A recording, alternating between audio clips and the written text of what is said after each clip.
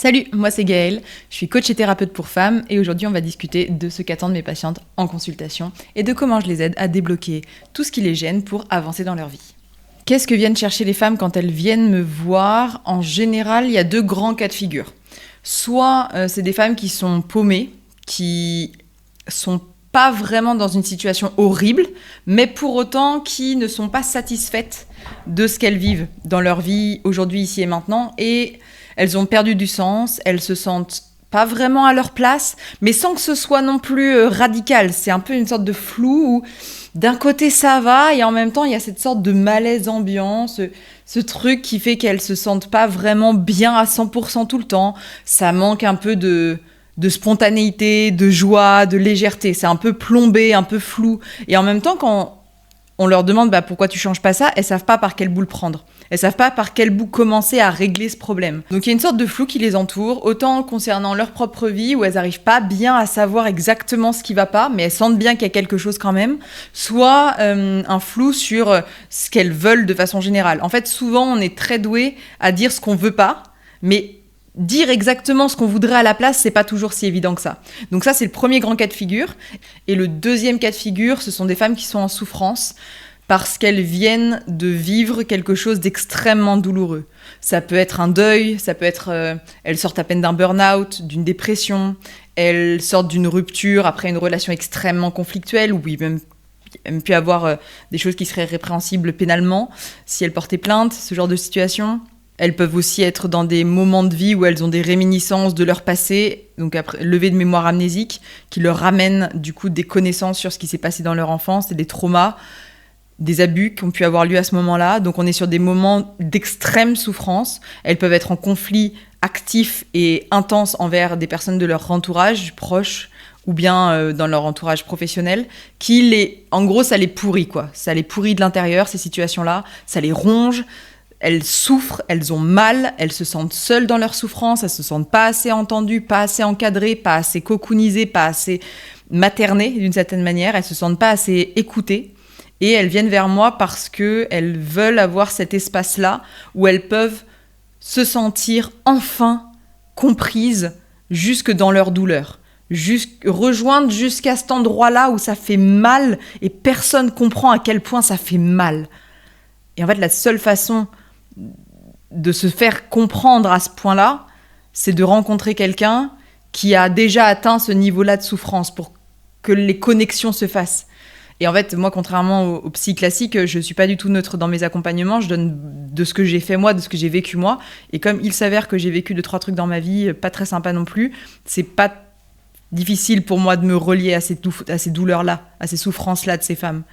Donc elles cherchent quelqu'un pour se sentir enfin écoutées, enfin comprises, que quelqu'un réalise en fait à quel point elles ont eu mal et à quel point elles souffrent et à quel point c'était horrible et à quel point elles sont en train de traverser l'enfer. Et si elles viennent, c'est parce qu'elles n'ont pas ça dans leur entourage, ou en tout cas pas à un niveau suffisant pour qu'elles puissent vraiment se reposer sur les épaules de ces personnes-là.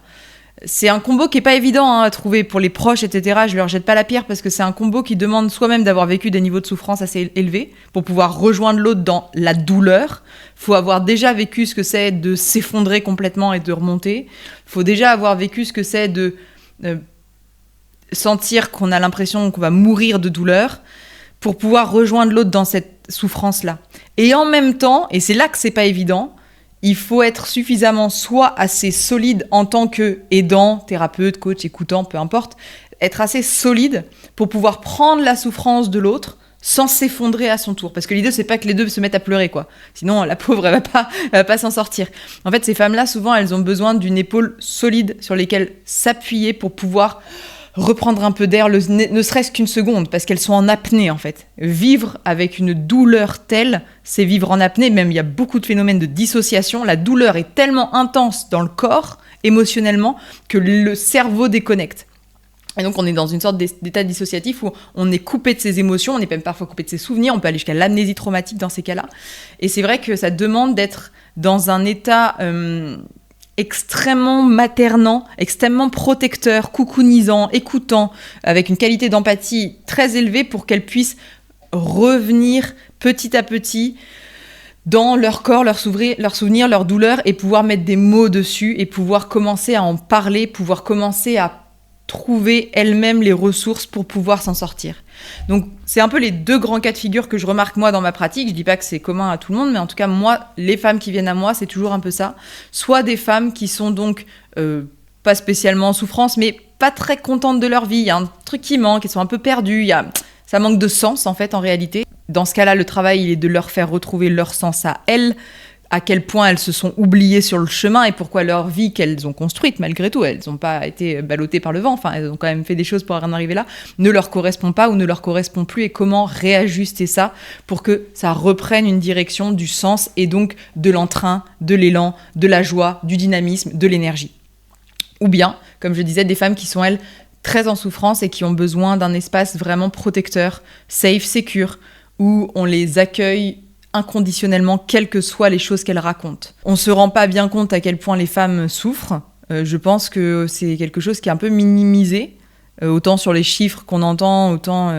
voilà, il y a aussi des femmes, enfin des personnes en général, même pas que des femmes, qui pignent pour rien alors qu'il leur arrive pas grand-chose, mais il y a quand même beaucoup de femmes, beaucoup, qui vivent des drames, des choses horribles, et qui serrent les dents et qui avancent quand même. À ce moment-là, plutôt que de serrer les dents et d'avancer et de forcer, si on a quelqu'un à qui on peut en parler, pas pour se victimiser, pour jouer les causettes ou quoi que ce soit, non, c'est pas l'idée. C'est quelqu'un à qui on va en parler, décharger un peu de ce qu'on vit, et quelqu'un qui va cheminer avec nous et nous aider à aller plus vite dans le chemin de la guérison, en fait, parce que c'est ça l'idée. Évidemment que le temps guérit tout et que la vie guérit tout toute seule. C'est juste que quand on se fait aider, ça va plus vite. Et comme on parle de situations qui sont horribles, le plus vite on sort de l'enfer, le mieux c'est. Enfin, moi, évidemment, pour avoir vécu des choses de ce type-là dans ma vie, évidemment que si on m'avait dit à ce moment-là, Gaëlle, si tu prends tel train, ça va aller 2 fois plus vite le chemin, je sors de l'enfer 2 fois plus vite, volontiers, mais volontiers. Bon, il s'avère que moi, j'ai fait le chemin solo, mais bon, ok, c'est comme ça. Chacun son truc, tu vois. Chacun son truc, j'aurais su à l'époque, j'étais trop fière, je pense, pour demander de l'aide, la vérité c'est ça. Bon, ça m'a appris à bien connaître toute la Google Map de ces endroits de merde émotionnels et psychiques et mentaux, donc ça je connais bien maintenant. Mais après, évidemment, le fait d'avoir quelqu'un qui est formé à plusieurs outils, je pense que c'est important ça aussi. Moi, c'est pour ça que je me suis formée à plein de choses. C'est parce que je crois qu'il n'y a pas un outil universel. Je pense qu'il y a plein d'outils pour plein de patients à plein de moments de leur vie. Et le plus on a de cartes à jouer quand on veut aider quelqu'un, le plus on l'aide au plus proche de ce qu'il est, le plus on peut le rejoindre exactement à l'endroit où il est et pas un pas à côté, pour pas que lui, il ait besoin de faire ce pas pour s'adapter. En fait, c'est un peu comme l'idée de dire on fait du sur-mesure et c'est pas une thérapie prête à porter où c'est à la personne de trouver ce qui lui va le mieux en taille, et puis bon, tant pis, c'est un peu grand, mais bon, c'est pas grave, ça va le faire quand même, parce que l'idée, c'est quand même... Non. L'idée, c'est vraiment de faire du sur-mesure pour que ça soit le plus proche de tout ce qu'elle vit, tout ce qu'elle est, pour qu'elle puisse derrière avancer encore plus vite, parce qu'elle aura toute l'énergie pour ça derrière. Donc ça demande aussi d'y mettre du sien, évidemment. Mais en général, c'est ça qu'elles viennent chercher, les femmes que je coach, que je thérapeute. Dans tous les cas, que ce soit dans un cas de figure ou dans l'autre, ça demande d'abord une écoute active assez intense et de vraiment les comprendre de l'intérieur. Donc ça demande une capacité d'abstraction de soi-même et en même temps d'utiliser ses propres expériences de vie pour les rejoindre. Donc c'est un peu paradoxal, c'est que intellectuellement ça demande de s'oublier complètement, tous nos croyances, nos préjugés, etc. Ça on l'oublie, mais émotionnellement on met tout dedans. C'est-à-dire que on est sur une sorte de double dynamique. Moi, je me relie émotionnellement à elle parce que j'ai vécu des choses qui peuvent être apparentées et donc je peux comprendre émotionnellement ce qu'elles vivent. Donc ça, c'est la compassion, c'est ressentir les émotions de l'autre. Et en même temps, je peux avoir de l'empathie qui est une capacité intellectuelle à se mettre dans les chaussures de l'autre. C'est-à-dire oublier complètement notre personnalité, identité, etc., pour se mettre dans les chaussures de l'autre et comprendre comment il en est arrivé là. Parce que dans un cas de figure ou dans l'autre, mes patientes, souvent, elles ont besoin que quelqu'un leur dise quelque chose qui ressemble à « Mais évidemment que je comprends pourquoi t'en es arrivé là, c'est tellement logique. Regarde, avec tout ce que t'avais vécu, évidemment. Mais enfin, waouh, mais normal, c'est normal que tu ressentes ça, c'est normal que tu penses ça, c'est normal que tu réagisses comme ça, c'est normal, c'est normal, c'est normal, c'est normal. » Et pour un être humain qui a l'impression de vivre une émotion ou bien un sentiment, ou bien une situation qui lui semble être honteuse, douloureuse, difficile, d'être un peu en dehors des clous, pas vraiment dans la norme, il voit tout le monde aller dans un sens et lui là, mais moi pourquoi ça marche pas ? Entendre que c'est normal, mais qu'est-ce que ça rassure ? Qu'est-ce que ça rassure de se rendre compte qu'en fait on n'est pas le vilain petit canard ? Parce qu'on a tous peur de ça, et ça c'est le cerveau archaïque. On a tous de façon archaïque peur d'être mis de côté, mis à l'écart du groupe. C'est normal, c'est comme ça que ça fonctionne. Le truc, c'est que du coup, on a tendance à focaliser un peu là-dessus et à pas se rendre compte que nos besoins, nos envies, nos situations, en fait, elles sont partagées par énormément de gens. Mais comme on n'ose pas en parler, parce qu'on a un peu honte, on a un peu peur, c'est trop douloureux, on n'arrive pas à partager, on veut pas être un fardeau pour les autres, etc., on n'en parle pas assez, donc on ne se rend pas compte que les autres vivent la même chose, ou alors, ils nous disent qu'ils vivent la même chose, et nous, on a tellement mal qu'on ne veut même pas en entendre parler qu'ils vivent la même chose. Quoi, tu vis la même chose, quoi ? T'as perdu ton père, t'as perdu ta mère ? Non, tu vis pas la même chose. Tu sais pas de quoi tu parles. T'as perdu ta grand-mère, ça compte pas, tu vois. Ce genre de truc où on est ultra réactif, même un peu méchant, hein. Dans ces moments-là, on peut être très méchant, on peut être très violent, en fait. Les gens, ils veulent juste nous rejoindre et nous, on est tellement dans la douleur, on a l'impression que cette douleur, elle est tellement propre à nous-mêmes qu'on ne tolère que des gens qui ont vécu exactement la même chose que nous parce que eux, ils comprennent à quel point c'est douloureux. Et d'un côté, c'est pas faux. D'un côté, c'est pas du tout la même douleur de perdre un frère, un parent, un grand-parent. C'est vraiment pas la même chose. Mais évidemment, en face, les gens ne peuvent pas savoir que c'est pas la même chose, ils ne l'ont pas vécu. Donc pour eux, le plus proche de leur vie, c'était de perdre un grand-parent. Mais du coup, désolé, c'est pas du tout pareil que de perdre ses parents. Ça fait pas la même chose, ça fait pas la même chose émotionnellement, physiquement, dans la projection de la vie, comment est-ce que le monde change, ça fait pas pareil. Ça n'a pas le même goût, ça n'a pas la même douleur, c'est pas pareil, c'est pas la même sensation en fait. Donc c'est vrai que c'est difficile, et puis les gens en face, ils veulent bien faire. C'est pas pour leur dire qu'ils font de la merde, hein, ils veulent vraiment bien faire. C'est juste qu'ils ne savent pas et ils peuvent pas savoir tant qu'ils l'ont pas vécu de l'intérieur. Et d'ailleurs, de la même façon, il y a des douleurs dans lesquelles moi je suis vraiment moins pertinente que d'autres parce que je les ai pas vécues et que c'est des douleurs très particulières. Par exemple, le fait de perdre un enfant. C'est une douleur qui est très spécifique puisque ça va dans le sens inverse de la vie. Et autant j'ai entouré, conseillé, fait des consultations avec énormément de couples qui étaient dans des situations similaires.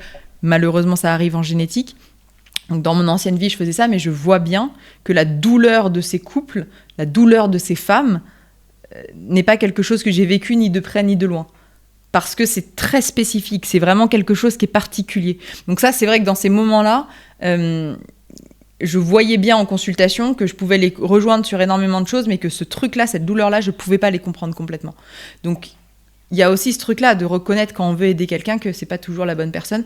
Et à l'inverse, quand on veut soi-même se faire soigner, essayer de trouver quelqu'un qui comprend notre douleur. C'est une sensation, c'est pas lui demander son CV des douleurs, c'est pas lui demander de son CV des traumas, vérifier qu'il a bien les mêmes que nous. Non, c'est juste bien être sûr que la personne nous comprend et nous fait nous sentir comprises. Moi, c'est ma priorité, quelle que soit la personne que je coach et quel que soit le cas de figure dans lequel elle est, je veux qu'elle se sente comprise. Je veux qu'elle sente que je comprends où elle en est, pourquoi elle en est là, comment c'est normal qu'elle en soit arrivée là, que j'ai tout en tête, tout le mécanisme qui l'a amené à cet endroit-là, et en même temps que je ne sois pas moi en train de revivre les choses avec elle.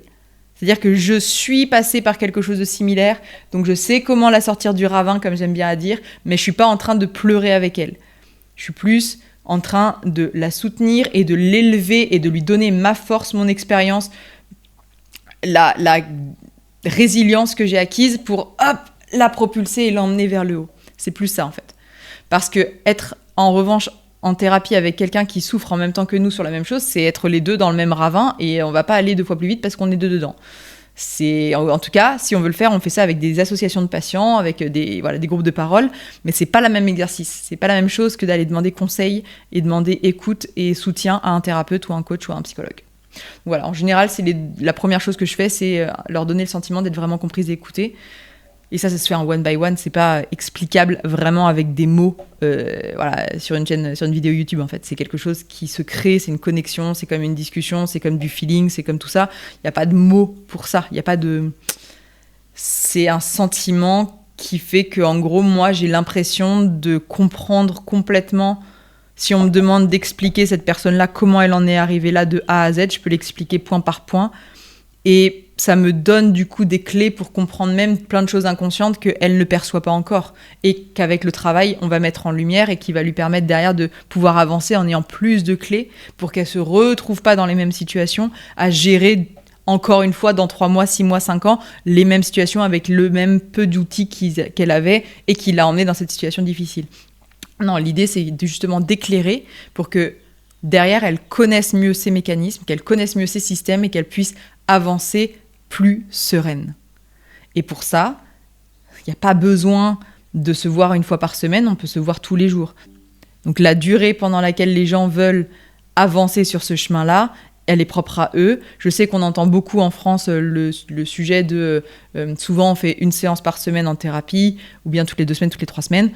En réalité, en fait, les gens n'ont pas besoin d'attendre une semaine entre 2 séances. Si on fait ça une fois par jour, ça marche aussi, dans mon expérience. Et comme moi, j'aime bien les choses efficaces et j'aime bien faire gagner du temps aux gens, je préfère les aider à guérir en 1 semaine plutôt qu'en 6 semaines. Une fois par jour pendant 6 jours plutôt qu'une fois par semaine pendant 6 semaines. Pareil, pendant 1 mois, je préfère leur prendre 1 mois avec une fois par jour plutôt que 30 semaines. Après, voilà, c'est propre à chacun. Hein. S'ils préfèrent faire ça pendant 1 an, très bien. Mais en réalité, le temps se compresse. Le temps, c'est l'idée qu'on en a. L'idée, c'est pas de dire « je vais devoir souffrir pendant des mois », c'est « je vais devoir souffrir tant que je n'aurai pas fait telle action et je n'aurai pas passé tel cap ». Bah, si on compresse le temps et qu'on fait ces étapes-là plus rapidement, ça marche pareil. C'est l'importance des rituels, l'importance des prises de conscience, l'importance des pivots de regard. Et c'est ça qu'on fait en consultation. Ça permet derrière d'avancer, de regarder ce qui nous est arrivé avec du recul, de plus être aussi à vif émotionnellement. Ça, c'est pour les parties qui ont vécu des traumas. De à la fois comprendre comment on s'est retrouvé à vivre dans cette situation-là, comment est-ce qu'on a été amené à grandir de façon à être conditionné pour vivre ça de telle façon, et ne rien faire quand on avait moyen d'arrêter le processus. Évidemment, quand c'est un deuil, on ne peut pas arrêter la mort des gens encore, mais quand c'est des violences qui se sont instaurées, quand c'est des ruptures qui ont mis du temps à s'instaurer, etc. Voilà. Ça, là, comment est-ce pourquoi on n'a pas vu les choses, pourquoi on les a laissés faire, pourquoi est-ce qu'on ne s'est pas retrouvé à changer la situation si on pouvait quand on pouvait, ou à partir quand on pouvait si on pouvait, et comment est-ce que tout ça a été créé pour que derrière ça ne se reproduise plus jamais. Les mêmes causes entraînent les mêmes conséquences, donc en changeant les causes, en comprenant les causes et en les améliorant, derrière les conséquences ne seront plus jamais les mêmes et on ne retournera pas sur les mêmes patterns. Et ça, c'est essentiel. Parce que l'idée derrière, c'est de faire des choses qui soient pérennes. C'est pas juste de traiter un symptôme et de les aider à sortir du ravin une fois. L'idée, c'est de leur montrer la route pour pas qu'elles retournent dans le même ravin et de leur donner des outils pour qu'elles puissent ressortir du ravin plus tard derrière.